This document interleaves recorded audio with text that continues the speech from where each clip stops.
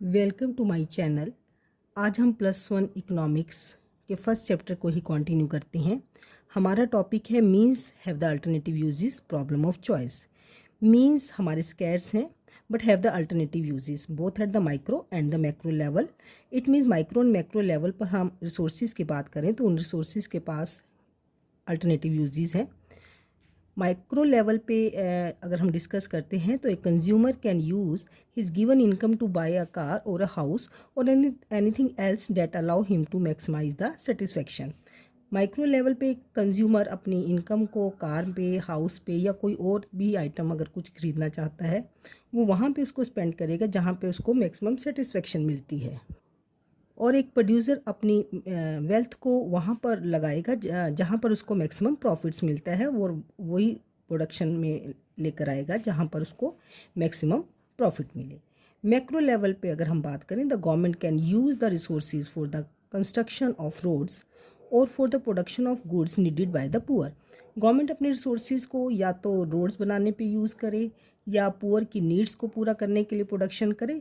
तो गवर्नमेंट कहाँ पर ये अपने रिसोर्सेज को यूज़ करती है? जहाँ पर ज़्यादा से ज़्यादा सोशल वेलफेयर होता है, यानी कि यहाँ पे मैक्सिमाइजेशन ऑफ वेलफेयर को देखा जाता है। क्रिटिकल टर्म्स को डिस्कस करते हैं, एट्रीब्यूट और the feature of the scarce resources and the human wants. यहाँ पर स्कैरसिटी का मतलब है रिसोर्सेज जो हैं स्कैर्स हैं in relation to the human wants, ये हमारे पास कम है और इनके अल्टरनेटिव यूजेस हैं। फॉर एग्जांपल अगर हम लैंड की बात करें, उसको वीट, राइस हम कुछ भी प्रोड्यूस करने के लिए यूज़ कर सकते हैं, इवन हम उस पर बिल्डिंग बना सकते हैं। इट मीन्स लैंड के अल्टरनेटिव यूजेस हैं। Attributes features of the human wants की अगर हम बात करें तो वो अनलिमिटेड है और वो रेकरिंग इन नेचर है, बार बार अराइज होंगी। Differ in urgency, some want the require immediate satisfaction, कईयों को सेटिस्फेक्शन इमीडिएट चाहिए होती है लेकिन कई उस सेटिस्फेक्शन को पोस्टपोन कर सकते हैं। अब प्रॉब्लम ऑफ चॉइस क्यों आती है? प्रॉब्लम ऑफ चॉइस इसलिए आती है कि जो आपके रिसोर्सेज हैं वो लिमिटेड हैं और उनके अल्टरनेटिव यूजेस हैं। अगर रिसोर्सेज के अल्टरनेटिव यूजेस नहीं होते तो प्रॉब्लम ऑफ चॉइस नहीं आती।